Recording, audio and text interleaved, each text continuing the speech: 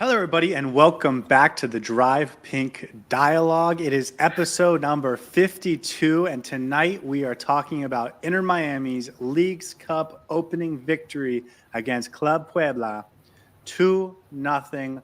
Great way to start. Got a goal early, put the game away late, no trouble. Got to rest some of our starters, got to take out some of our best players early. I mean, all around, you couldn't ask for a better result. The performance, a little bit more mixed, but we will talk about it on this episode. But before all of that, I'm your host, Scotty. I'm here with my co-host, Saur. How are you feeling tonight, my man? I'm feeling great, man. There's a bit of a rain that I got in. Other than that, all good. How are you? I'm feeling good. I feel like Inter Miami made my weekend better. The U.S. Olympic team won, so they're in a good spot. We could talk about that if you want. I know that you had the big birthday weekend, so we haven't seen you since Saturday pregame. How was your weekend, man? Did you enjoy your weekend? It was good, man. Good fun. Of course, Inter Miami makes it even more special by winning the game. And let's be honest, this was potentially the most complete performance we have seen from Inter Miami in a while. No heartaches towards, no, not heartaches, but no heart attacks towards the end. Especially given how we tend to make it difficult for ourselves in the second half. It seemed like a very easy win overall. Yeah, not entirely the best performance as such, but it felt like a very complete performance. Everyone seemed to have contributed. So for me, I think I enjoyed that game. Yeah, I think that was well put.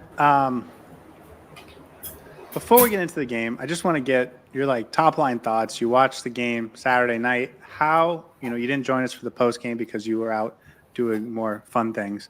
How did you feel about this game in the first viewing when you first watched it? When you first get through the first half and the second half, and what is your emotional roller coaster through this game? What is it like? Started the game really, really well. I think there were a few opportunities where we could have finished the game in the first half. I thought I was finally going to get a score prediction correct. Alas, that wasn't to be. Hopefully soon enough. I thought the midfield looked really good, very balanced. Suárez was playing really sharp, had some good opportunities. Gressel was combining well with Suárez. Robert Taylor looked really good. But the standout for me was David Martínez. I thought he had a great performance, and I'm sure we're going to talk about him in depth today. But in first viewing, I was like, all right, damn. Now we know why this was the player that we wanted to buy in the first place. He looked so composed, did not seem out of place by any means. It felt like him and Busquets had been playing this game or have been playing together for so long. And it just felt composed, easy, calm. The defense looked very, very stable. And yeah, it was a good performance, and I can't ask for more. That's my first top line thoughts. Yeah, and listen, like you said, we'll break it all down. We'll go through everything. We'll go through the big moments. We'll go through sort of some of the tactics. We'll talk about Puebla a little bit, although I'm not sure there's a ton to talk about. And then, of course, we will give out some awards at the end. But before we get into it, there are a couple other things going on in Inter Miami world that I think we should at least touch on in this episode. And listen, it's a Monday night. We're going to go a little bit shorter than normal, but we're going to try and get the most out of it. First things first, Friday afternoon, Robert Taylor announced to get a contract extension. How are you feeling about Robert Taylor right now?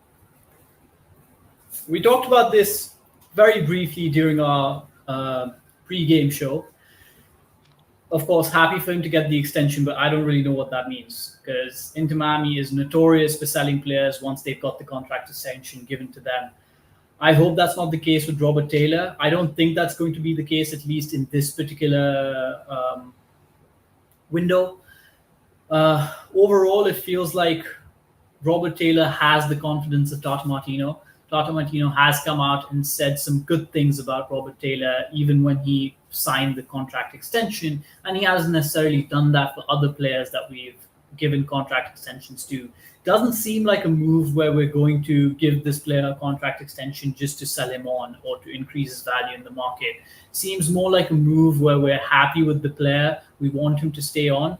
And honestly, he seems to be the first choice left wing spot at this point in time. So for me, it's positives all around. But then again, Inter Miami seems to be quite emotionless when it comes to getting rid of some of the players that we like.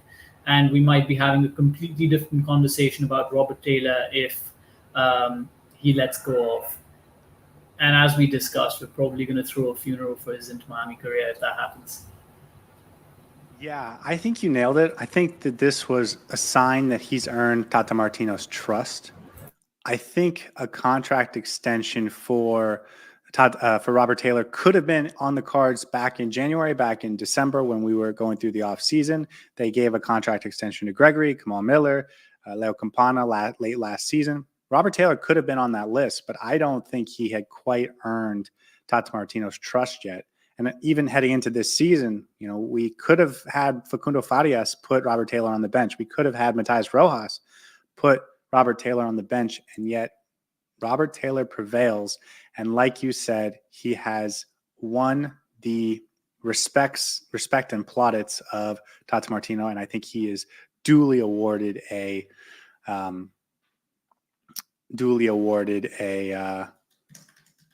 new contract. Will he stay with Inter Miami moving forward? I know that we have for the last year now, we've seen Bryce Duke get a contract extension, then traded. Juan Miller, same thing. Gregory, same thing.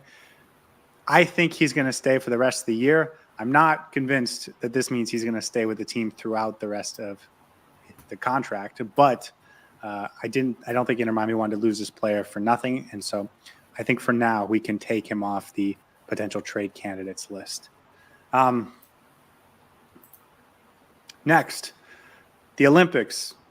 Saturday was the second match day, and Wednesday is the third match day. After losing pretty badly for both Benjamin Kramaski's U.S. Olympic team and Diego Gomez's Paraguay team in the opening game, they bounced back with nice victories in the second match day. And so now both seemingly on the verge of qualifying to the next round. I believe the U.S. plays Guinea on Wednesday, and Paraguay plays Mali. So two African clubs, and if both teams win, they'll be through, and even if they don't win, they still have a reasonable chance of going through. So that's the Olympic update. Yeah, I think the only silver lining of them losing would be that they come back early and we get them ready and going for the rest of the Leagues Cup games, because it seems like Inter Miami is going to be going to the next round.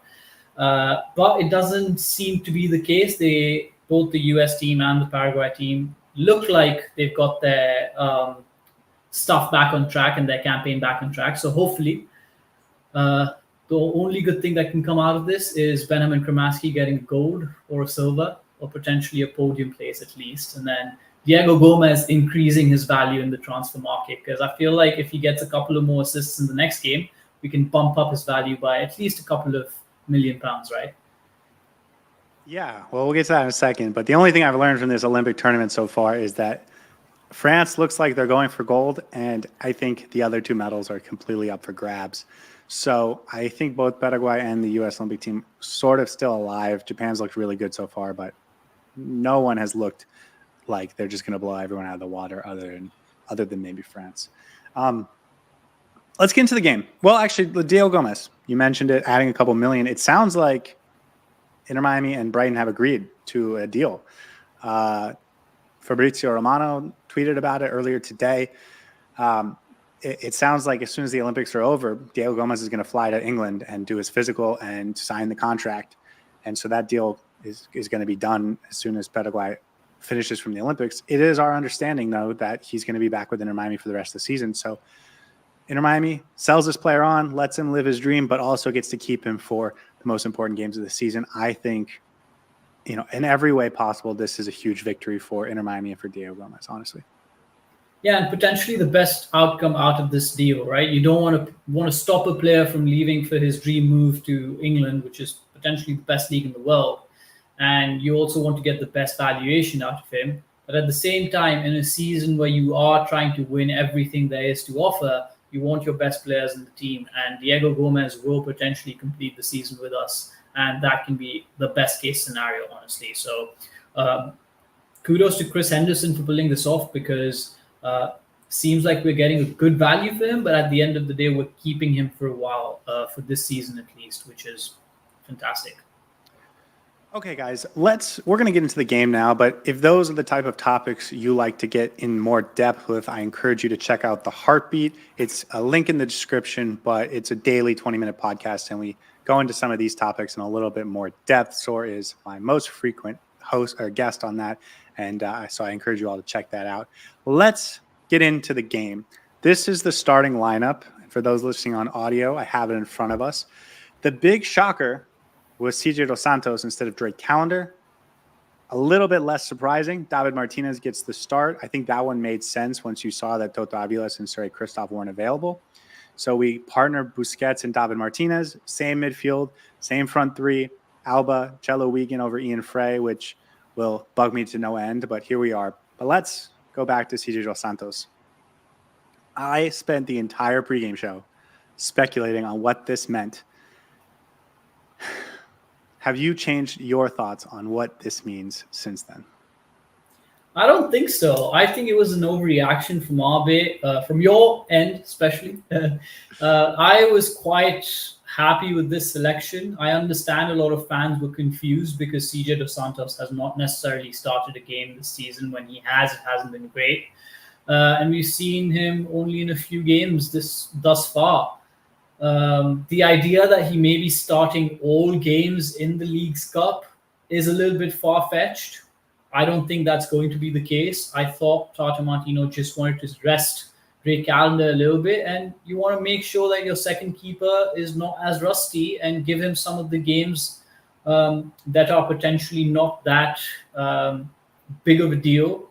Unfortunately, this was a big deal of a game. Like, this was a big game to give CJ Dos Santos, and the fact that he delivered is a vindication for Tata and came out to be positive, but it could have gone either ways. We've seen CJ Dos Santos not be comfortable in certain games, but I think this was just a one-off, and he performed really well. I have an award for him later if we want to talk about him, so I'll just keep it at that. And other than that, I think I was happy with his selection in this particular game.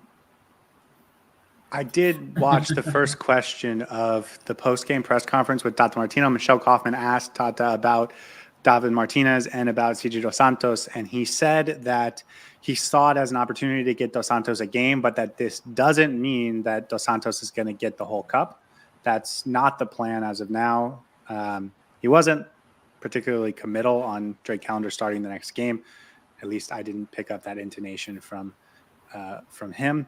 And then he also said David Martínez wasn't planning to start David Martínez in this game, but that some unavailabilities towards, as we kind of clicked towards game time, made it difficult for him to not pick David Martínez. So those two are the big ones, but I think they're going to be big talking points in this episode. So I don't know if we really need to go into them now.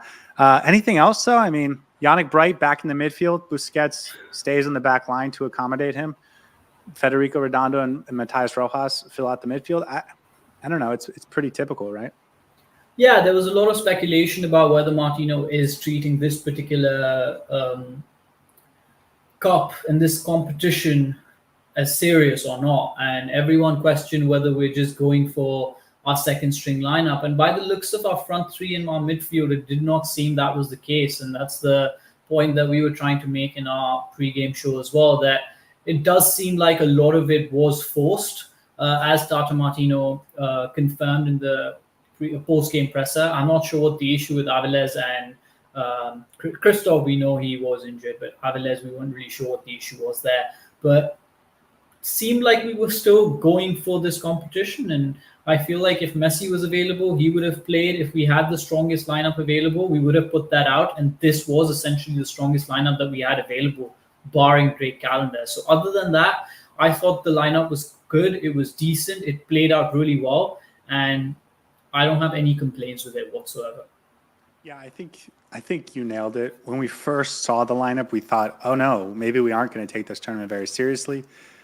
But as we thought about it, as we saw who wasn't available, I think you're right. Aside from Drake Callender, this was the best 11 we could put out there. Let's get into the game.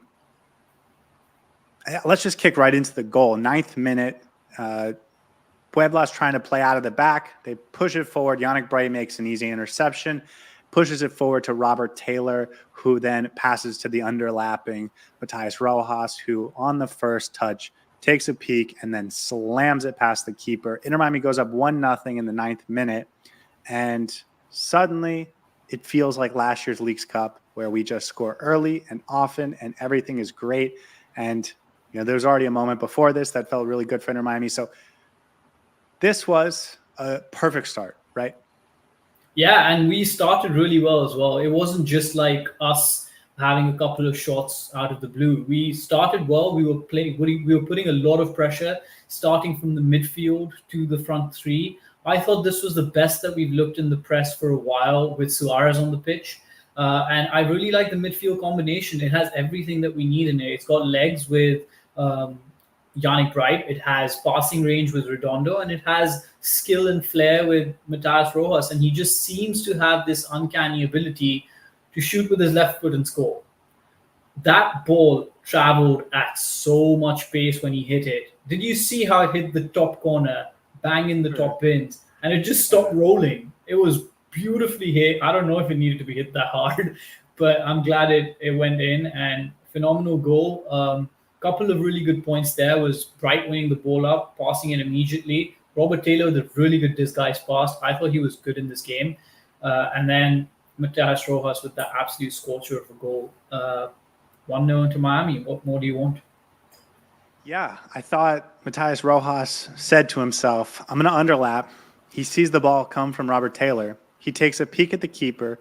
Then he looks back at the ball and says, I'm just going to hit this ball right through the keeper's face, and I'm going to see if he's brave enough to stick his face there to block it. Clearly he wasn't, and Matías Rojas gets the goal. Great start, as we mentioned. Couldn't have asked for anything better. Interception caused by a press with Robert Taylor and Matías Rojas getting early confidence. You couldn't really ask for a better start to the game. Ultimately, though, the first half was the tale of missed chances. I'll just run through a couple real quick, but in the 3rd minute, Cheluigan puts the ball in the back of the net, but called offsides. 11th minute, Julian Gressel has a little turn and tap to Matías Rojas, who couldn't quite chip the keeper. 16th minute, Luis Suárez puts a ball into Julian Gressel, just past the reach of the defender. And then Gressel, as he likes to do, puts it just off frame, hits the post. And then in the 39th minute, Robert Taylor cuts in and fires, but it was saved by the Puebla keeper. A number of chances, especially in those first 15 to 20 minutes, where Inter Miami could have put the game away, put it up 2-0, and felt good for the rest of the game. But instead, they decide to say, we'll give them a chance. We'll let them feel something for a little while. Anything on the missed chances or the fact that we didn't put a second one away in that first half when we created so much? Yeah, you mentioned that in the Leagues Cup, Inter Miami has a tendency to score early and score often. We got the early, we didn't get the often. And that has been the case with this team recently. It feels like we do get on top of teams very early. We do tend to create a lot of good chances as well, but it just seems like we're a bit goal shy. There are opportunities, it just feels like it breaks down in the final third. In this game, it didn't even break down in the final third. It felt like it was just a little bit off target at times. Gressel had a really good chance that hit the post. And yeah, Robert Taylor had a good cut in that he shot that was saved by the keeper. But overall, I felt like this was a game where we were dominating so much. And other than a few set pieces that we conceded to Puebla, it didn't seem like they were able to threaten us in any way. Yeah, I made a note of Kevin Velasco in the 6th minute has a moment where he cuts in and fires. And again, 6th minute, and I felt that was their best chance of the entire game. He doesn't put it on target. I thought that was the only shot they had in the entire game that had a realistic chance of beating the keeper. That was like immediately after we'd scored, right? No, it was right after Cheluigan's offside goal. Yeah. That's the first half. Going into the second half, kind of a quiet second half. Inter Miami doesn't come out firing, but eventually they do put the game away in the 72nd minute. Julian Gressel with a phenomenal outside of the foot pass to Jordi Alba, who makes a great run, is way past the defense. No one's even close to him. And then as the keeper comes out to try and block an Alba shot, he just dumps it to the side to let Luis Suárez get the easy tap in on an open net. Inter Miami goes up 2-0, and it was over at that point, really. They created another couple opportunities. Julian Gressel in the 82nd, Campana in the 86th, Leo Alfonso in the 91st. But ultimately, once they went up 2-0, this game was put away for all intents and purposes. I will say that goal was absolutely beautiful. I did not think that would stand. I genuinely thought that Alba was offside. The goal was perfect or beautiful, or the Julian Gressel pass was perfect? Julian Gressel pass was perfect. Alba's run was phenomenal. Yeah. Suarez's finish was really understated as well. Of course, you would expect him to. Net. I know, but it was still okay. It wasn't too bad. Overall, a well-constructed goal, but what a pass by Julian Gressel. I thought that was brilliantly constructed. I didn't think it would stand. When it did stand, I was pleasantly surprised. Yeah. But I am glad that in this game, unlike others, we scored at the perfect time because it essentially killed the game there and then. We may not have scored earlier, but if we could have scored at any other point during the game, I would have said, score in the 70th minute so that you kill the game off completely. And from then on, it was just smooth sailing. We felt like we were on top throughout the game, more or less. It just felt like we weren't getting the ball in the back of the net. And once we did, it was over for Puebla. Yeah. Normally we would talk about Puebla for a few minutes or the other team. And if we were playing a really good team, we would spend some time talking about them. But this Puebla team was really, really bad. We talked about in the pregame show, they have been kind of a mess for the entirety of 2024. Haven't won a road game since 2023. Were absolutely awful in the Clausura in Liga MX this spring. Haven't been off to a great start. They mentioned it in the pregame show, but the two players that have scored for them this season, and they're only 4 games in and only scored 5 goals, but they're 2 players that have scored for them. They weren't starting the game, so they had 0 collective goals to start the game. Ultimately, we did see Cavallini come in the second half. I thought he was an improvement. I thought when he came on, you could see, okay, this is the guy they try to play through. But even then, even taking a step up, it was never threatening. It was never dangerous. And so Inter Miami kind of cruise controlled their way through. And I thought the only way they would lose this game is if it was 0-0 and they kind of messed one up. Go to penalties. Yeah, or go to penalties, yeah. I, for the life of me, cannot remember a single moment, and I've watched the game twice now, where Puebla felt dangerous at any point. No.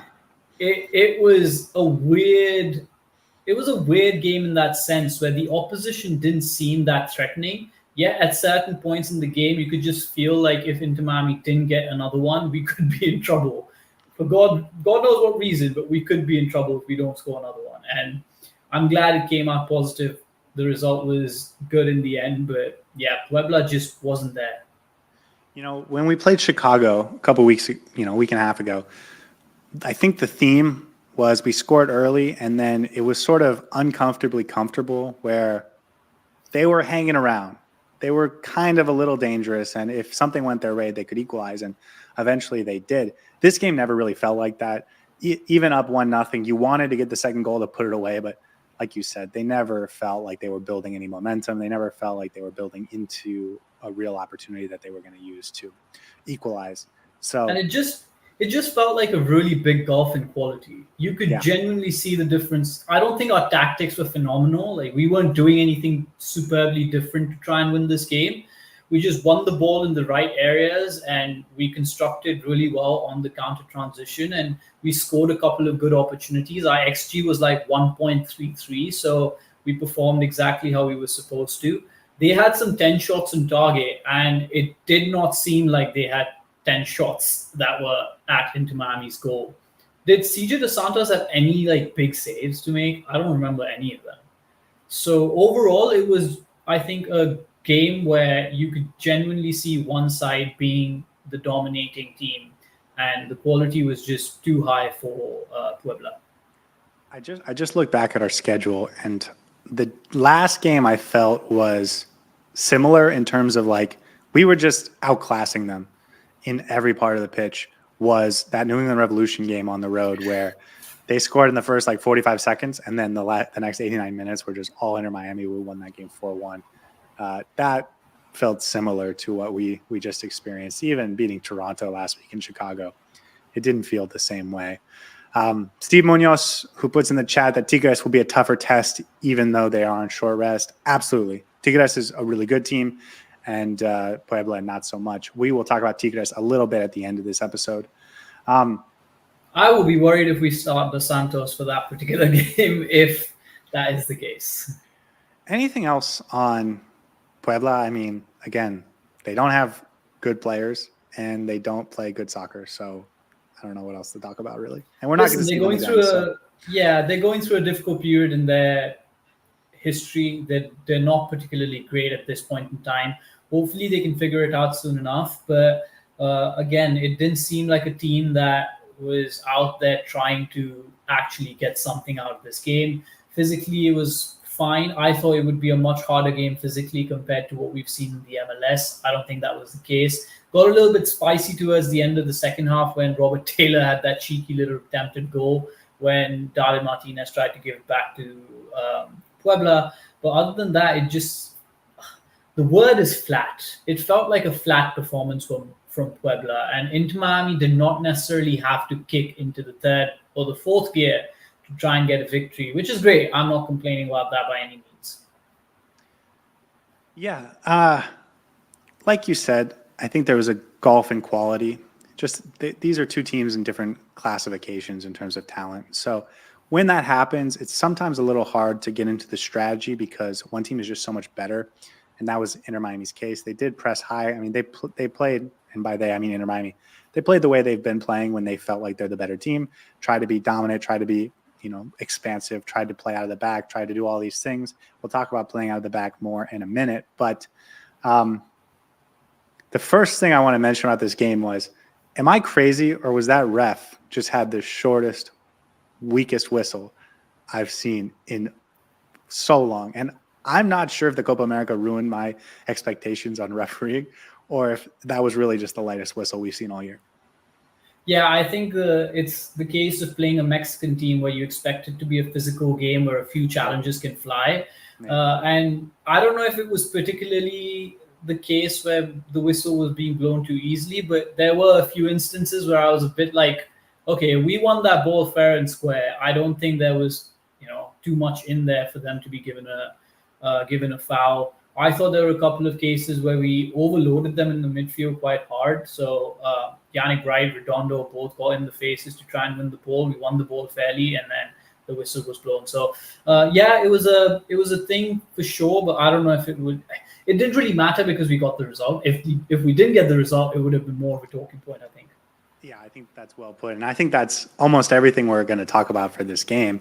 It could have been much more interesting or worse if it hadn't gone our way.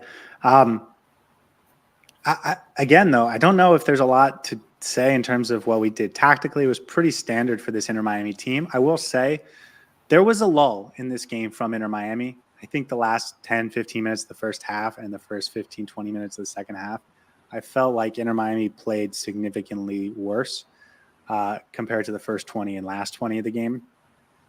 And that to me felt like it was just a collective poor performance, maybe from the midfield, especially. I thought Federico Redondo struggled in that game, and not in that game, in that part of the game. Part of that was because I think he was getting some fouls called on him that were frustrating him a little bit. And so he was easing off and not being as aggressive and then getting calls when he did ramp up the aggression. And then Matías Rojas, he does this thing sometimes when he plays in the midfield where he kind of vanishes from the game. And I felt he did that again for the middle third of this game. And again, that's something I would like to see him get out of because he got an early goal, looked very active, but then when the team really could have used a spark to try and put that second goal away, he's the guy in the midfield that should create that, and he wasn't really there to create it. You know what it is? It's also a case of when you're playing a opposition that seems to be significantly weaker than you and not necessarily creating any chances.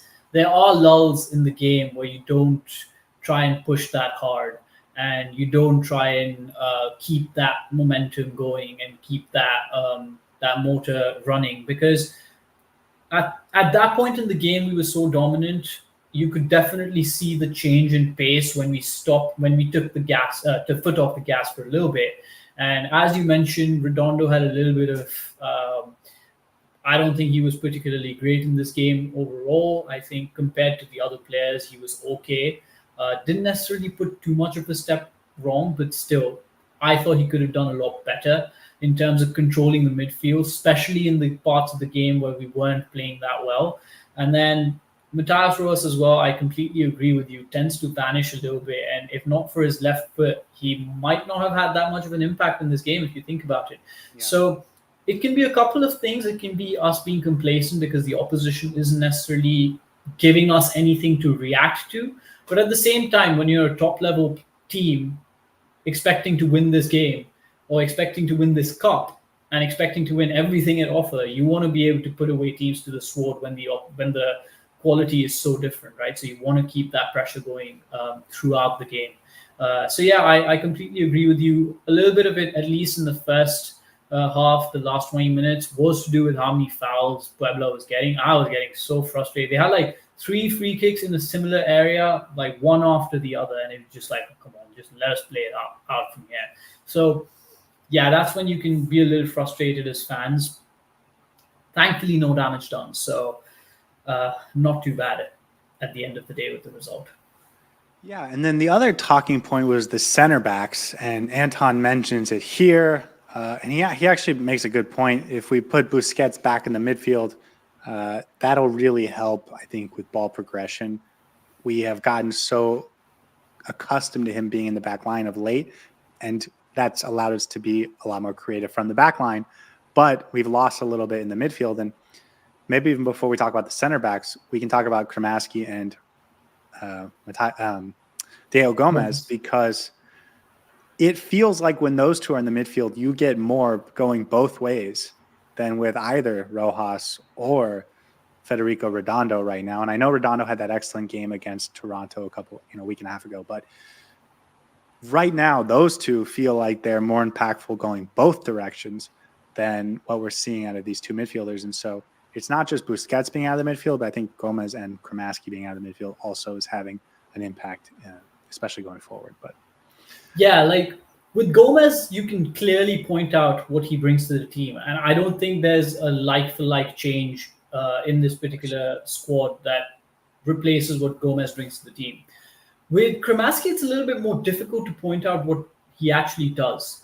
And that's by no means a knock on Cremaschi. No, but it's turnovers and transition offense, right? Yeah, and with Cremaschi, it's more the case of when he's not playing, that's when you miss him. When he's on there, you're like, oh, he's not really doing much. And then you take him out of the midfield, like, okay, we missed Cremaschi. And that's, I think, a big compliment to him, because he can do so many understated things that don't necessarily show on stat pads and don't necessarily show up when you view the game for the first time. But him being in the positions at the right time, making the turnovers at the right in the right spots, chasing the ball when it needs to be chased, counter transitions. I think Redondo and Matías Rojas do that as well, but just not as effectively, or at least not at this point in time. So I completely agree with you. When this team is fully fit and every single player in the squad is available, I don't know if Rojas and Redondo start the game. I genuinely don't think they do. So that's a major thing. Maybe Cremaschi doesn't even start either, because then I would put Busquets in the midfield with Gomez and Bright, and that's my... Okay, I'm going on a rant about this, which I don't want to... Champagne problems, I get it. I know. And it's fantastic to have so many options, but it is what it is. It really is. Okay, let's talk about the center back partnership, because we had Busquets, who, when he plays center back, is the best passing center back in the MLS. And we paired him with David Martínez, who is apparently the second best passing center back in the MLS. We will talk about David Martínez when we get to awards, have no doubt about that. But the pair of them together, being defensively sound, moving up a little bit higher up the pitch, because Dos Santos is more of a sweeper keeper and can play out there a little bit more, was really interesting. And then those two can really dish it out. David Martínez was really impressive. Again, we'll get to Martínez in awards, but man, that is a center back combination that can really play expansively. It was really fun to watch, and I wouldn't be surprised if we get it again frequently over the next couple weeks. Okay, I will say this. I'm not going to judge David Martínez and his defensive ability, because I don't think he had to do too much defensively to be able to to say, oh, he's amazing defensively. Yes, he did the job perfectly, exactly how he was supposed to, and that's all you can ask from him, right? He had one moment. He chased down a Yeah. defender and put it out of bounds. But you're right. Also, Wasn't tested consistently. His aerial ability. There were a couple of instances when he won the ball in the air where I thought he would definitely lose, and I was really impressed with how he handled himself and the balls coming in from the air. But my, oh my, when the two of them were playing together, at one point I was thinking it feels like a mirror image. Yeah. Oh yes, thank you, Pythias. That's a great comment. Sorry, I was a little bit confused what Scotty was pointing at there. Apologize. But that is exactly my perfect combination as well. And now I've lost For the record, well. Pythias puts Yannick Bright, Sergio Busquets, and Diego Gomez in his ideal midfield, and we handled that so awkwardly. So I apologize for that. Go ahead. No, not at all. Going back to my comment about David Martinez, it felt like they were mirror images at one point because they knew exactly how to play off of one another.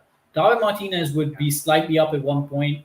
Busquets would be slightly back receiving the ball from Dos Santos. At some points that would switch. Busquets would be more in the middle. David Martinez would be further behind. It just felt like they complemented each other really well. Both could distribute the ball. Martinez had some really good line-breaking passes. Both of them were, of course, let's not even talk about Sergio Busquets and his line-breaking passes because that's what he does. But Martinez also doing that just makes you feel so good about your defense, especially when you don't necessarily get that with Aviles or Christoph. And you can automatically see the difference in some of the passing that happens from behind the back line.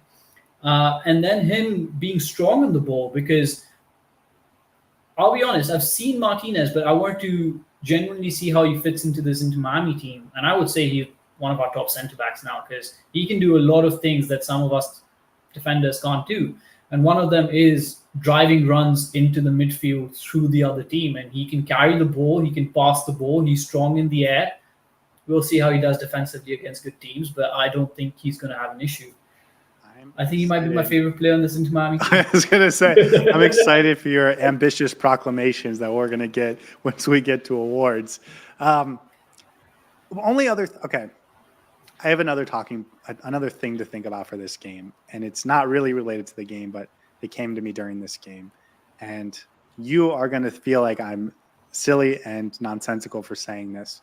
I always think you're silly and nonsensical, Scotty, but here we are in our sub 50 podcast, and I am continuing to discuss this topic with you. So who's silly and weird here now?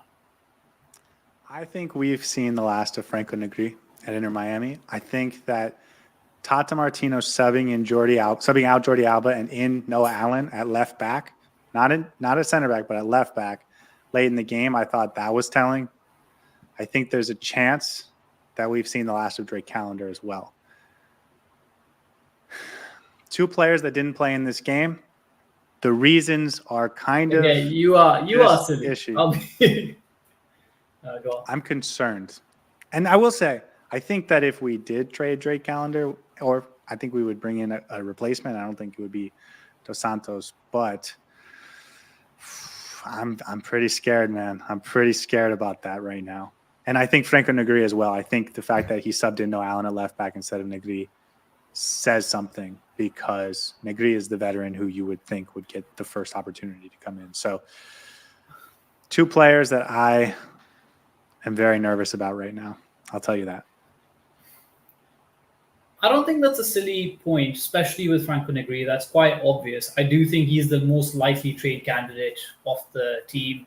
I know there have been some speculations about whether this Inter Miami team needs to have some upgrades in other areas, whether we're a complete team right now. I do think there are areas we can definitely have a upgrade in, maybe bring in another center back who can potentially play left back up to Alba if needed. Drake, that's an interesting one. All right, here's my question. Do you think we can actually upgrade on Drake Callender in this transfer market, in this climate, in the pool of goalkeepers that's available to Inter Miami? Do you think there's a option that's better than Drake Callender out there? Well, listen, the pool of players of goalkeepers that are better than Drake Callender in the world is significant. The question is how many of them play in Argentina or Paraguay? Yeah. And the question is, there might be one or two. I don't know. I don't know. But you saw what CJ Dos Santos does as a goalkeeper. And listen, I don't think Dos Santos is as good of a goalkeeper as Calendar. And I don't even think it's particularly close from a defensive shot stopping perspective. But from a, playing as a sweeper keeper, playing way high up the pitch, letting your defenders get forward and not have to worry about balls over the top because your keeper is going to be there to sweep it up. That feels like a style of play that Tata Martino could really fall in love with and could be wanting to go get another goalkeeper in order to make that happen. Or Tata would really want that. And of course, there's going to be a, Argentine 36-year-old that's ready to come replace him. I don't know. I just am afraid right now. And last night, Drake Calendar Cedro Santos didn't face anything. It could have been the perfect opportunity to get Drake a confidence game, right? I don't know if he needs that. Maybe Dos Santos needs it more, but the whole thing gives me bad vibes, and I don't appreciate it. So hey, as we've seen with our podcast, you're always the pessimist. I'm always the optimist, at least when it comes to selling players and moving players on. It's not about being optimistic or pessimistic. It's about being right. And that's what we've yet to determine who's more right. We'll find out who's right and who's wrong. I don't think there's as much in it as you're giving credence to it, but you might have something, man. You've been right before about certain things, especially when it comes to transfers, and it might be a thing that Inter Miami is actually looking at. We've done well so far in the ingoings and outgoings. We basically replaced Yedlin with the best right back in the league. Yeah, no, for sure. We got David Martínez. Let me stop you. I don't fear that they would bring in a quality replacement for Drake Calendar if they did move on Drake Calendar, which I hate saying those words. But Drake Calendar is one of my favorite players, man. I don't want that to happen. So that's what I'm afraid of. And that's going to be a sad, sad day, and we're probably going to have to do an entire podcast dedicated to Drake Calendar if and when that happens.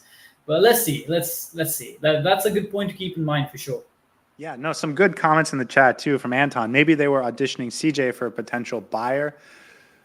Maybe. And if that's the case, that could be really interesting because he had a good performance. And I don't know if that's the case, but Hash asks a question unrelated to the match. What happened to the defender from Boku who plays for IMCF2? Does he still play? Yeah, he played last night for the B team. He started every game since he arrived like a month ago. Is he good? I don't know. The level of the B team is so much lower than the A team that it's really hard to say, oh, that guy could take the step up and be fine. With the exception of Leo Alfonso, who absolutely dominates at the level. It's crazy. He had 2 goals last night, and he looks just so much more athletic and faster and pacier and better than every other player there. But that's neither here nor there. Chris Henderson got interviewed, thanks Skrilla for this, before the game, and he said they are not going to do the same mistake as last year. They're going to rotate the squad to get more energy for the rest of the season. Listen, last season, Tata Martino didn't know what his team was like because he got there 1 game before the Leagues Cup, and we added 4 new players during the Leagues Cup, and Gomez and Messi and Busquets and Jordi Alba. So he was just going with what he knows and trying to ride out the cup and success and momentum as long as he could. So even if Tata Martino had been there since January of last year, I think they would have rotated more. But certainly that's like a part of it. They just realized with Messi being on fire, they had an opportunity to go win the cup, and they were just not going to do anything to screw it up. I mean, I remember last year they rotated out Kramaski for 1 game to give Diego Gomez a start, and like through 45 minutes, I think that was the Dallas game. It was like already, I don't know, I think that was a mistake. Just ride with the same guys, and so yes, they learned from last year, but also I think that's just sort of normal behavior. Also, Tata Martino mentioned something similar in the post-game show. Anyways, okay, I think that's it for that. Anything other comments? I mean, I would have said Aviles. I would have felt the same way if it wasn't for the fact that he was injured after the game because he was a curious no-show. But I think that there might be some outgoings for this Inter Miami team, and I'm a little worried about it. And that's a perfectly good point to make, because we're in the middle of transfer season and there are going to be incomings and outgoings. Franco Negri is, I don't expect him to be an Inter Miami player by the end of this transfer window. I'd be very surprised if he is. His number of minutes that he gets has significantly dropped in recent games. Noah Allen has been given the go-ahead before him. So for me, I think he's potentially on his way out. And we could also see a couple of other surprise outgoings. Robert Taylor, we don't know what's going to be happening with him.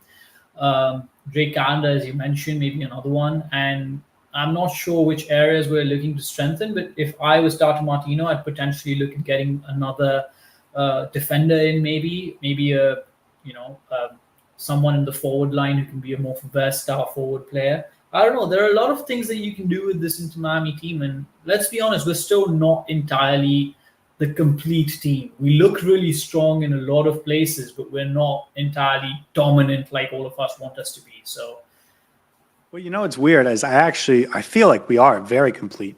Like, if you throw Messi into this team in for Gressel and you keep Bright in the midfield and you keep this expansive play out of the back and you keep it sound defensively, like, this does feel like a complete team. And you have backups everywhere across the pitch that you feel good about. This is, and even maybe a goalkeeper now, you feel good about the backup goalkeeper. So I actually think this is a really complete team, but that doesn't mean that Tata Martino is not going to get better or not going to want to get better. And his comments around the Cincinnati game about him not feeling like this was the best team in the league stick with me, because clearly that was a sign to Chris Henderson and the front office and the ownership, go get me more players because I'm not quite satisfied yet. He added David Martinez, but I don't know if that's really what totally we had in mind. But anyways, that's not the topic of this podcast. Let's get back to the game. And it feels like an excellent time to get to our awards. On this podcast, we do 6 awards for every game: a man of the match, a heron that flew north, and 2 individual awards each that we sometimes make up on the spot and sometimes have the forethought to come up with in advance. Tonight's episode, I get to give out the man of the match because you went first last time, and I am having the fun conversation right away. I'm giving it to David Martínez because he blew me away. This is the guy that Inter Miami wanted back when they traded Kamal Miller. I've said that a number of times, but you saw why last night. This is the style that Tata Martino wants. He's a left-footed center back. He plays balls into the channels. I have some fun stats about him in a minute, but David Martínez was so impressive, so good, especially in distribution. He had, in the moment or two that he had to be strong defensively, he was solid on set pieces. This is a really good player. The injury questions are still there. The debut questions are still there. Like, we have to see him do it consistently, but really, really good start. Really impressive debut performance for David Martínez. Good enough, in my opinion, for the Drive Pink Dialogue Man of the Match. I completely agree with you, and I hate you stealing one of my awards because I had one that's called the Febreze Award, and that is for him being a breath of fresh air in that back line. And it was absolutely fascinating to watch. I thought he did things that were very new to see from an actual defender, not from Sergio Busquets. Great passing ability, very strong on the ball, physically dominant. Seems like he doesn't get bullied off the ball easily. And I do genuinely think he could be one of our best centre backs if he can consistently perform like this every single day. Of course, just his first game, but honestly, to play in your first game with Sergio Busquets next to you, not having that much chemistry with the back three in this case, and having a new goalkeeper in behind you as well, there are a lot of things that could have potentially gone wrong. Miscommunications can happen, especially in defense, and he wasn't afraid to give out some passes from the deep, go run out a little bit, be adventurous with the ball. A very complete performance from him, and I think the commentator mentioned at one point, trial by fire. That's exactly what it was. Yeah. He distributes the ball like a center back, and more specifically like a left-sided center back, which is always fun and unique. Busquets, even when he's on the back line, he distributes like a midfielder, right? He scans the whole field. He he sees passes that other players don't see. He sees the run. He has the timing, all of that. But the way that Martínez distributes, it's all in motion. It's all with momentum. It's all with good timing. Like, he distributes it like a good passing left-sided center back, which, again, we haven't seen really, certainly not since Nico Frede left, but really not from Frede. Kamal Miller was the best, I think, that Inter Miami's had over the last couple of years at this. But what we saw from David Martínez last night was better than anything we've ever seen from a left-sided center back at Inter Miami in terms of distribution. It was really, really impressive. Just one game, but certainly really impressive. The second thing I wanted to say about him was that really good that we got 90 minutes from him.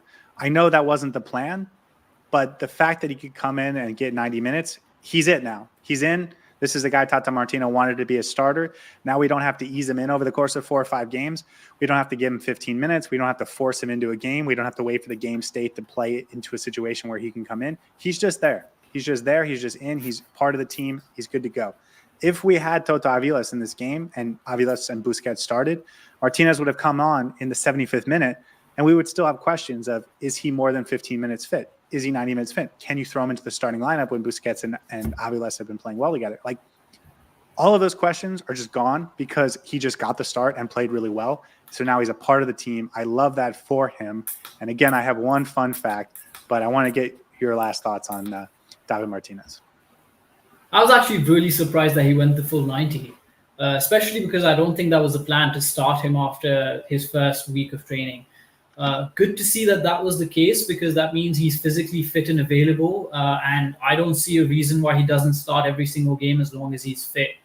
Would love to see him next to Aviles, but that now creates a lot of dilemmas for what our midfield combination is going to be, and we can have that conversation a little later. But I think it does all good things to shore up our defense, and we're only going to get better in defending transitions and being good physically in that back line. So overall, very positive performance from him. Okay. Here's my fun fact.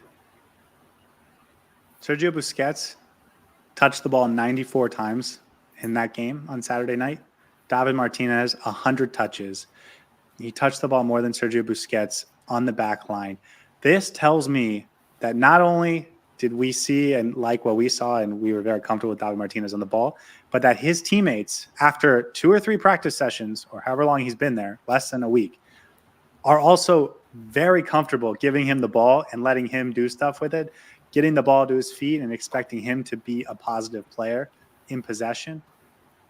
Not only has he won us over 90 minutes, but he's won his teammates over his first couple training sessions. And that, to me, is really great to see. Again, more touches than Busquets. And if you're playing in the back line with Busquets, you would expect Busquets to outtouch everyone. And that was not the case in this game. So not only am I very impressed, but I think his teammates are as well. Yeah, a couple of things before we move on to my award, which is the Heron That Flew North award. From your back five, the most important thing is confidence and stability. If you're not confident in your defenders, the nerves flow down to the rest of the team. It didn't seem by any means that David Martínez was out of place. He fit right in there into our back line. And as you just pointed out, 100 touches means he was confident enough to invite the ball on himself and be like, okay, I'm going to be able to play with the ball regardless of who the opposition is and regardless of the fact that this is my first game. He wasn't afraid to make errors, and that was fantastic to watch. And second thing, clean sheet. First game, first clean sheet. That's all you can ask for. Great start for his confidence, and I think he's only going to get better from here on. Okay, let's move on to our second award, which, as always, is the Heron That Flew North. This is our award for the player that was doing the wrong thing. A Florida Heron never flies north for the winter. They don't fly anywhere for the winter. So if you find a Florida Heron flying north, you know that they're doing something they shouldn't be doing. And thankfully, after this game, I don't have to give out this award. You do, Saur. So who gets the Heron That Flew North? It's a little bit of a tough one and a harsh one, obviously, when you have a good performance overall and you win 2-0. It was a comprehensive performance, but I think in this particular case, without too much elaboration, I want to give it to Federico Redondo because I think he was okay. He was average, but he did get a little bit run over at certain points during the game. And I would like him to start controlling the game a little bit more than he does normally. I know he's now playing more as a 8/6, not necessarily a 6, but at points when the game starts to get a little bit out of hand, when the other team starts to get more ball control and you want to bring back control in your midfield, Redondo needs to now start to learn how to take back control and be the metronome in the midfield because I think that is going to be his role moving forward. So for me, he didn't do that enough in this game and maybe a little bit harsh, but the heron that flew north in this game is Federico Redondo. Yeah, I probably would have given it to him too. I don't love Redondo's game, and I'm sure other people love his game. And we saw what it can look like when it really works a week and a half ago against Toronto FC. But we talked about it already a little bit in this episode. He does not in my midfield three. I mean, I wouldn't put him over Yannick Bright at all. I wouldn't put him over Busquets. I wouldn't put him over Diego Gomez. I don't think I would put him over Benjamin Kramaski right now. So I don't know where that leaves us with Redondo. But maybe that's not a problem I want to spend too much time thinking about right now because I don't know if the answer is quick, easy, or obvious. I think he's a good player.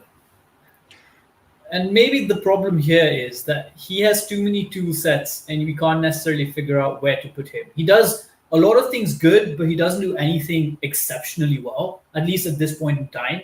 And we've got assets in the midfield where every single player does seem to have something very extraordinary that they add to the midfield.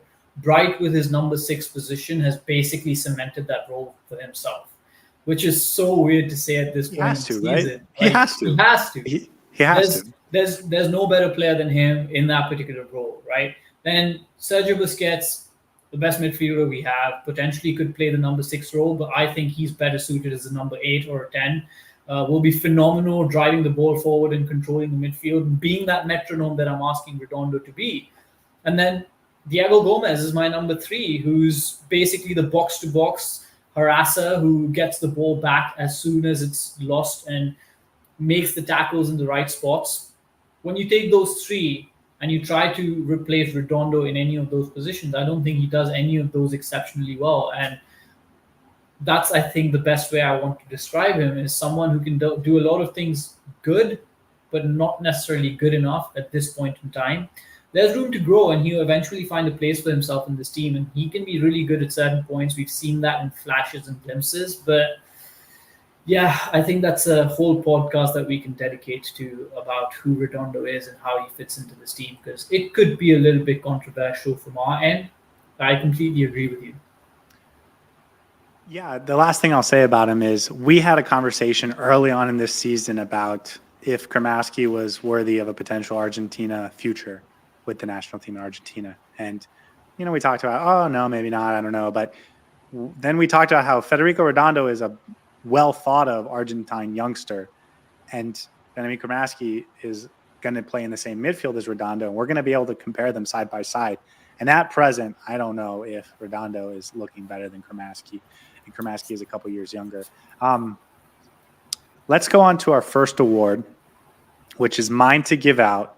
And I'm giving out the There's That Man Again award. Jordi Alba, obviously. It is not Jordi Alba. Bright. The There's That Man. Did I steal your award? The There's That Man Again award goes to Yannick Bright because this is just something I've done. You would have never been able to guess this, but every time I'm watching the game, I see Yannick Bright get an interception, make a tackle, stop a transition opportunity, be in the right position at the right time, and I just say out loud, there's that man again. And it happens like 7 times a half because he's always in the right spot. He's always making tackles. And it's insane that he's this good. And at first, I thought it was because he was a 6 and we didn't have a 6. And so when we actually put a 6 on the field, it felt like transformational. But he's that good, dude. 12 tackles, 12 duels won. He's everywhere. He's making tackles. He's getting interceptions that lead to offense. He is stopping transition opportunities. I do this every single post-game episode, but he's so good. And he's always in the right place at the right time. And he's the reason that we've gone from having a wide open midfield and giving up 2 to 3 goals a game to giving up 1 goal a game at if that, and it kind of oftentimes being a lucky late goal or whatever. Like he's except the difference. 6-1 against Cincinnati, which I don't talk about. And but he's the difference, dude. He is the difference. And you can't take him off the field. In the chat, we've been talking about what do you do when Aviles comes back and you have Aviles Martínez, you move Busquets to the midfield and Redondo and Rojas, and what about when Kramaski and Diego Gomez come back and when Julian Gressel has to go back to the midfield because Messi's back? Like, what do you do with all that? It starts with Yannick Bright and then Busquets after that because he's Sergio Busquets. But it starts with Yannick Bright because he's that good and that transformational. This is wild to say about a player who's had 8 or 9 starts now, but it's true. And I'm going to let you talk because I don't want to keep, embarrassing myself by loving this player. No, man. The only problem I have with Yannick Bright is he makes us talk about him too much.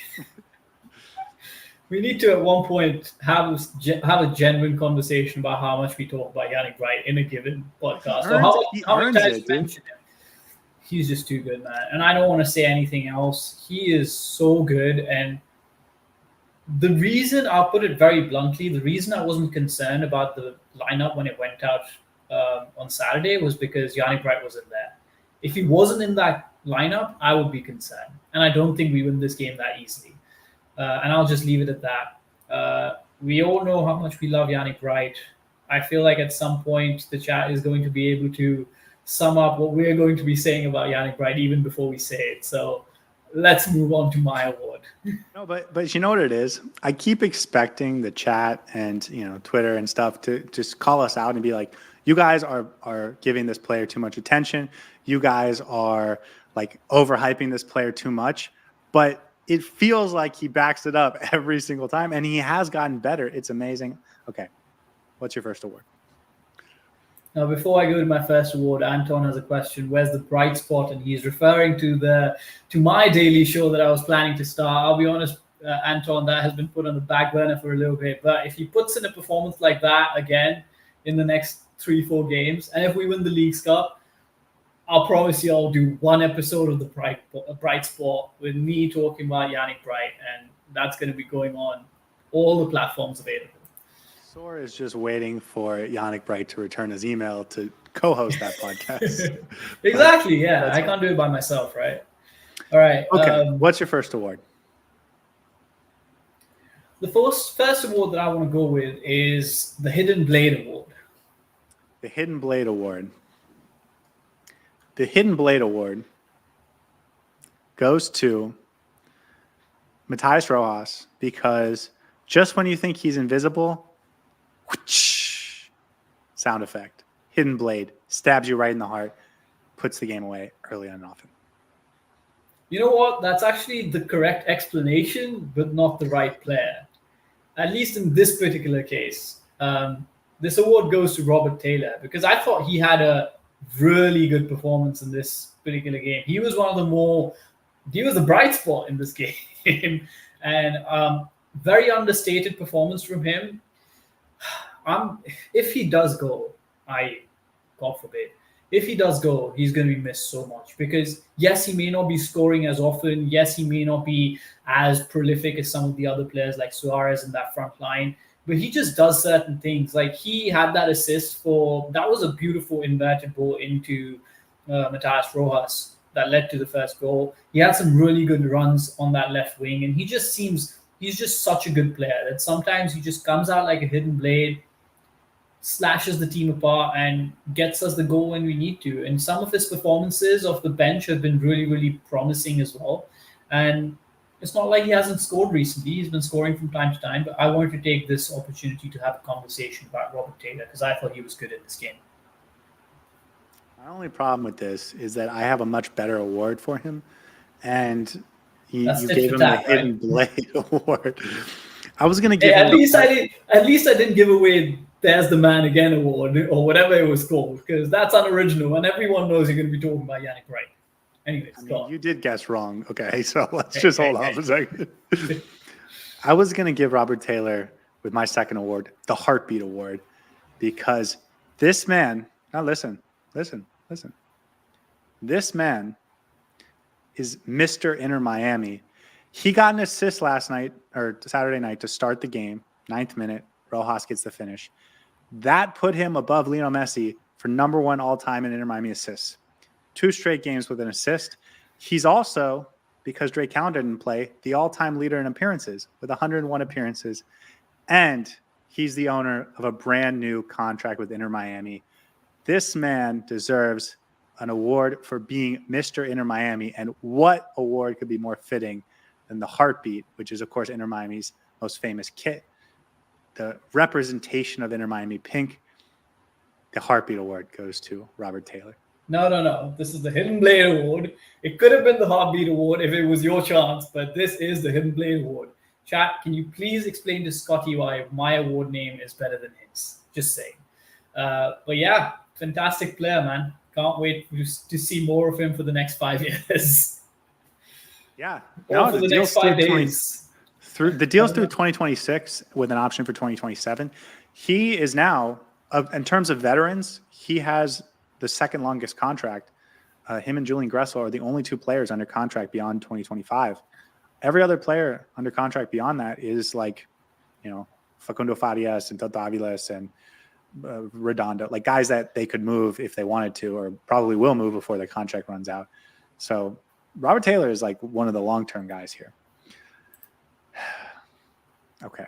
Well, that's disappointing because that was going to be my second award. Say, if you were prepared before this podcast, like I always am with my awards, you would have an alternative award to give out. But unlike you. No, I have one. Okay. It's just not nearly as good or sentimental or emotional as Robert Taylor becoming the all-time career appearance leader, becoming the all-time and the recipient of the all-time Hidden Blade Award. I'm just so sad right now. Okay, my second award is the Torpedo Award.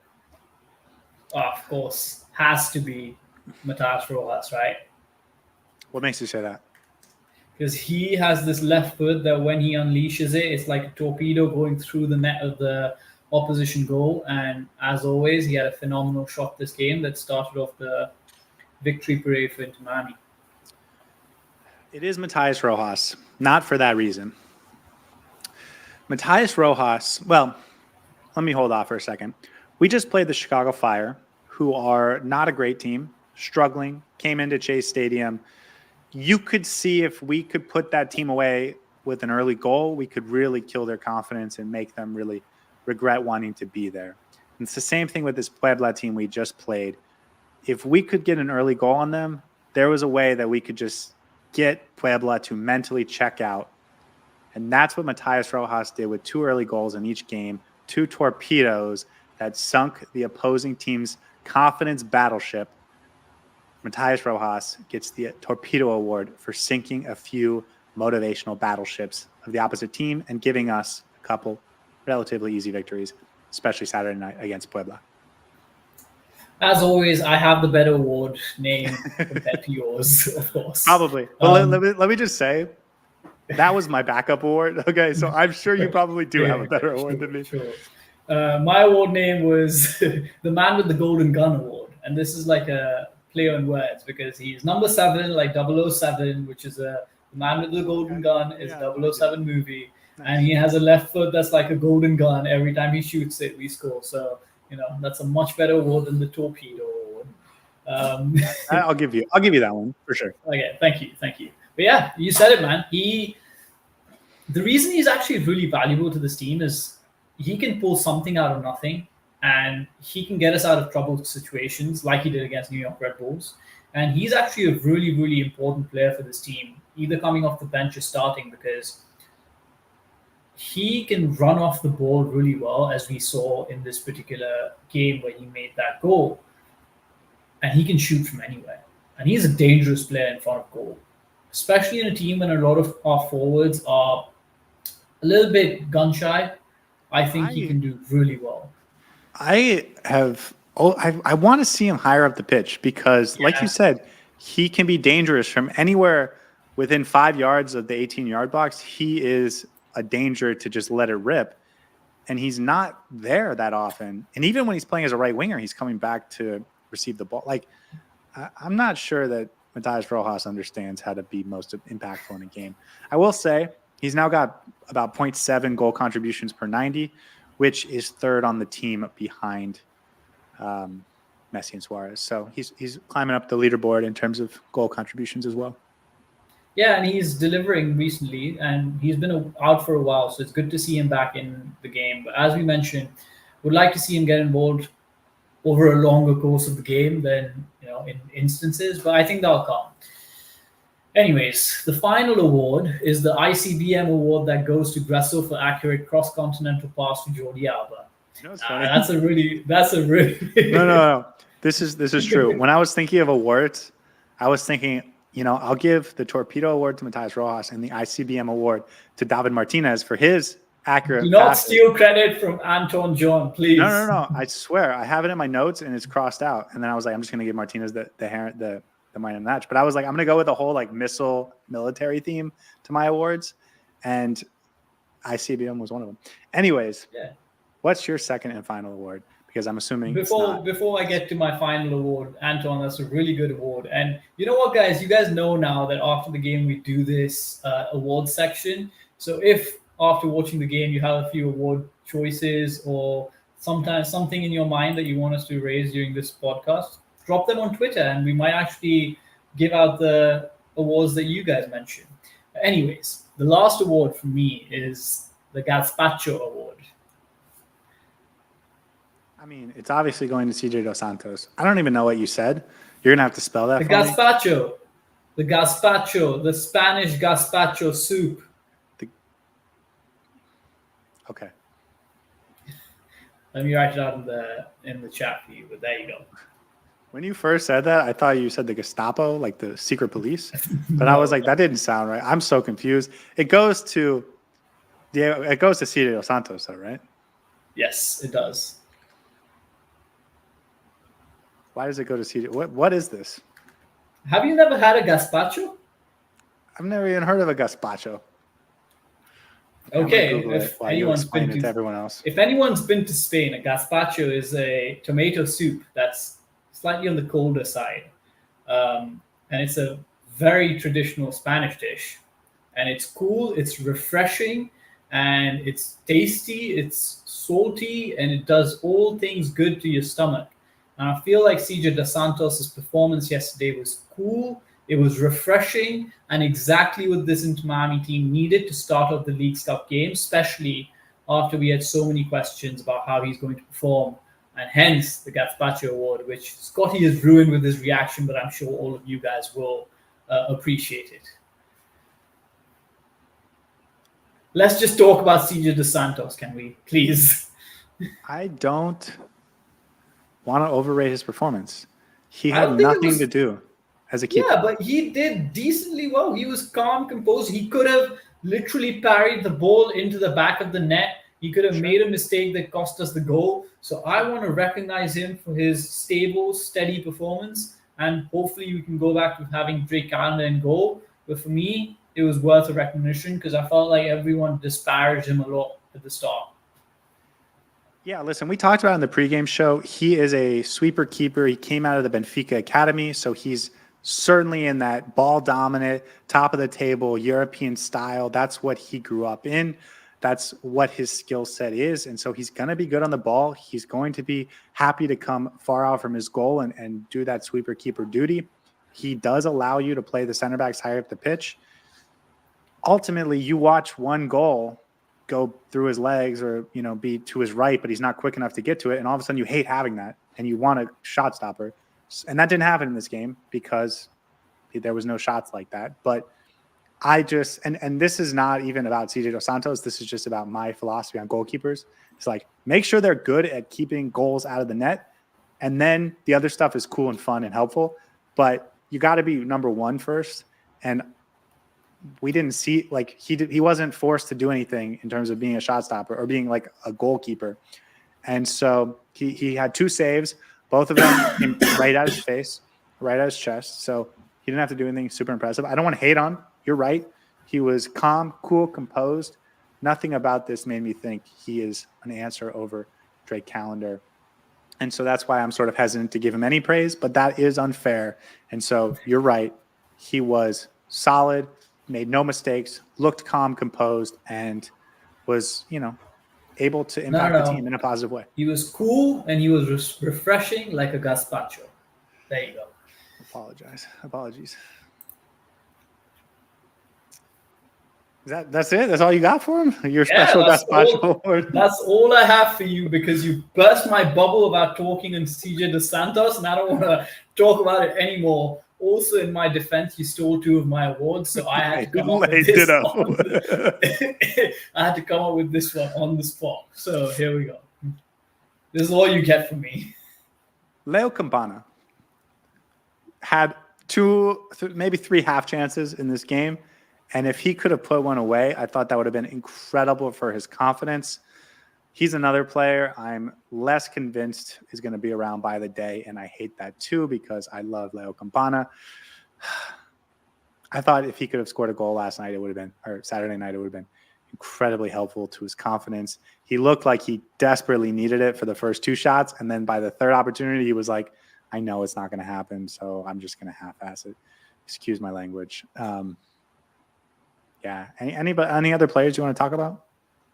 I think we covered quite a lot of them. And Jordi Alba, I think, had a good performance. He was quite, as always, he doesn't even surprise me anymore. The actual man of the match, according to Leagues Cup, Jordi Alba, had a great performance. And we didn't even talk about it. We didn't even talk about him. He's been so good in the last 20 minutes of games over the last couple of weeks. Like, take over the game type of player. And that's awesome to see. And we haven't really acknowledged that enough, but he's been so good. And again, last 20 minutes, like in the 70th minute on, he has been a take over the game type of player. And that's so helpful. Luis Suárez as well scored a goal. I think he's looking sharp. I feel like he could potentially come out to be the top scorer of the Leagues Cup. We'll see. If Messi comes back in time, maybe he has something to say about that. David Ruiz was fine. Suarez is top scorer for Inter Miami on the season right now. Yeah, there you go. Leo Afonso, it was overall a good performance. Julian Gressel with that pass. Yeah. Unfortunately, that doesn't count for a straight assist, but that was a hockey assist. So, well, the Leagues Cup's going to count it because it has the MLS rules. Exactly. Cello Wiegand, I thought was fine. He had that opportunity to score a goal early on, but again, he doesn't have the X factor of Ian Frey. There's nothing more to say. Sergio Busquets feels like he's getting more comfortable in the back line. Listen, it was 4 games ago that they gave up 6. He was a part of a team that gave up 6 goals, and he was so responsible for it and so frustrated by it and so out of his brain by it that he went and got himself sent off with 2 yellow cards in 10 seconds. And now he's like, clean sheet with a player that's never played here before and hasn't played a 90-minute game in 2 years. No problem. I got this. Right? Like, he's getting more confident there. Second best defender in this team. Saying a lot. I want him moving back into the midfield soon. I'm surprised that you didn't say David Martínez was going to be the best center back in Inter Miami history. I was expecting that ambitious proclamation. I've already said that this podcast. You clearly weren't listening. Go back and watch what I just said because I've already said that. Apologies. Let's talk about the future of the Leagues Cup. We are going to play Tigres on Saturday. On Wednesday, Tigres is going to play Puebla in that middle game. It is largely expected, that game's going to be in Houston at NGR Stadium. It is largely expected that Puebla will lose that game. And if they do, Inter Miami will be through to the next round, which means that we'll go into Saturday being qualified and we'll play a Tigres team that's very good, but not a team that is, Like it's not a game that we need a result from. I would expect rotation. I know that I would get laughed at on Twitter if I said that, but I think we're going to see David Ruiz start that game, and maybe Noah Allen start that game, and maybe, Aviles and Kristoff start that game, for example. And so I think we could get some real rotation in that game. Yeah, if it's a dead rubber, I want rotation because all it takes is one injury to one of our key players, and then you're like, oh, why didn't you bench them for this game that doesn't necessarily have a consequence? So Wednesday is going to be a good marker for what we need to do for Saturday, and I completely agree with you. If I have to pick a team based on Wednesday's result, which I expect Tigres to win, I will bench all of our main starters and start some of our bench players. And it's okay because when we start Ian Frey, we win. So that's fine. Yeah, exactly. Like we're still going to win the game. But 20 minutes. Okay, here's my fun question, and it's been hinted at throughout this episode and definitely in the chat. If we have to win that game, let's say Puebla pulls the upset, and we have to get at least a result in that game to advance for sure. Who do you start in the back line? Who do you start in the midfield? Assuming everyone that is here is available and healthy. Here's my lineup. Ian Frey, Aviles, Martínez, Alba, Busquets, Bright, Rojas, Taylor, Suárez, Gressel. And Calendar. Calendar, of course, Calendar. Well, there's a question these days. I think I'm keeping Busquets in the back line with David Martínez. I am not as enthusiastic about putting him back in the midfield. I think Busquets partners really well with Martínez, or he did in this game, and I think he partners really well with Aviles. But I think him being in the back is so good for us in terms of playing expansively. And I am so confident that if we play Aviles and Martínez as center back, Tata Martino is going to put Busquets in the back line and put Yannick Bright on the bench. And I'm afraid of that happening. So I'm happy with Sergio Busquets in the back line as long as Yannick Bright starts. So that's my hot take of the day. Well, we'll see what happens. Anything else before we wrap it up? All good. Thank God we won that game, and hopefully we can go into next Saturday feeling a little bit better about Inter Miami's chances in the League Cup. Okay, guys, that was it for the post-game recap of Inter Miami's 2-0 win over Puebla, off to a great start to our Leagues Cup title defense, almost through to the next round. Hopefully by Wednesday night, we will find out for sure if we're through, and hopefully we will find out that we are through. We aren't 100% going to do a midweek episode this week. It probably depends on what goes on with Inter Miami. If there's any transfers, if there's any rumors or news that are worth talking about, we'll do a midweek episode on Wednesday or Thursday. But if not, we're probably just going to wait till the pregame show on Saturday, 1 hour before kickoff. You guys know the drill, on YouTube only. So if you listen to this on a podcast platform, that is going to be on YouTube only. And if you need more Inter Miami content, I encourage you to check out The Heartbeat because it's 20 minutes daily. And so all those little rumors and tidbits and fun conversations and talking points, those will be available on The Heartbeat. Anything else before we wrap it up? You want to say goodbye, man? Yeah, I think Heartbeat. Very objectively. Do you want us to sing you happy birthday before we go? No. Please. Okay, please sorry. don't. Okay, sorry. That's in the past. But objectively speaking, and this is completely unbiased, I do think The Heartbeat is the second best show on the internet regarding Inter Miami, and you guys should definitely go check that out because the first best show is what you guys are already watching. So thank you so much for tuning in every single week, every time we go live. It's always a pleasure to have you in the chat. Scotty, take us away.